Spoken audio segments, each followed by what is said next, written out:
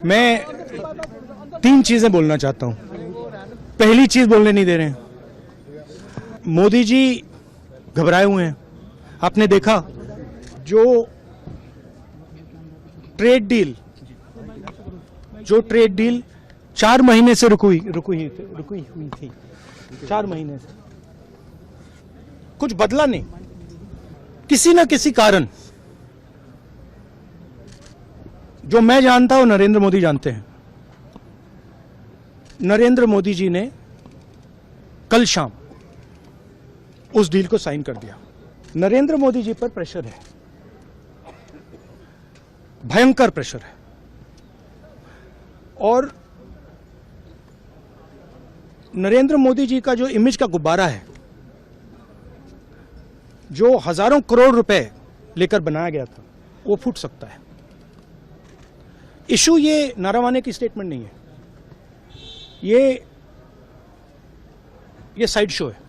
और वो भी जानते हैं, मैं भी जानता हूं। मेन बात यह है कि हमारे प्रधानमंत्री को कॉम्प्रोमाइज कर दिया गया है। किसने किया है, कैसे किया है,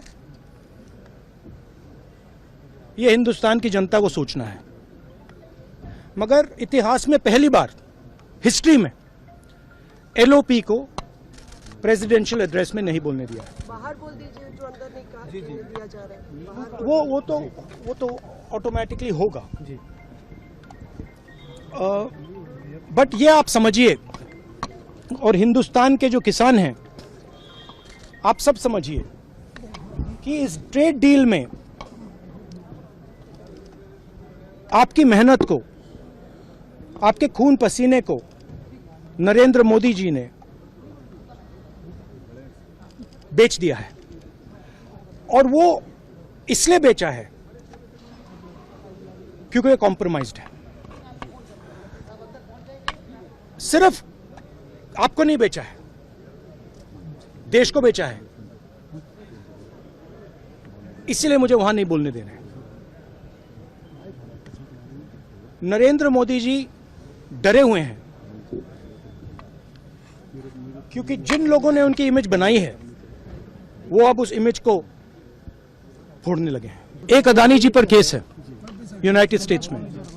वो अदानी जी को टारगेट नहीं कर रहा है, वो नरेंद्र मोदी के फाइनेंशियल स्ट्रक्चर को टारगेट कर रहा है। एक वो है। दूसरा है एप्स्टाइन फाइल्स। एप्स्टाइन फाइल्स में अभी और माल है, वो अभी रिलीज नहीं हुआ है। इसीलिए इस दबाव में आकर एप्स्टाइन फाइल्स में जो है, जो पूरा देश जानना चाहता है, मगर अभी अमेरिका ने रिलीज नहीं किया है। और दूसरा जो अदानी जी पर केस है, जो एक्चुअली मोदी जी पर केस है, क्योंकि वो बीजेपी का फाइनेंशियल स्ट्रक्चर है, मोदी जी का फाइनेंशियल स्ट्रक्चर है। तो ये 2 प्रेशर पॉइंट्स हैं।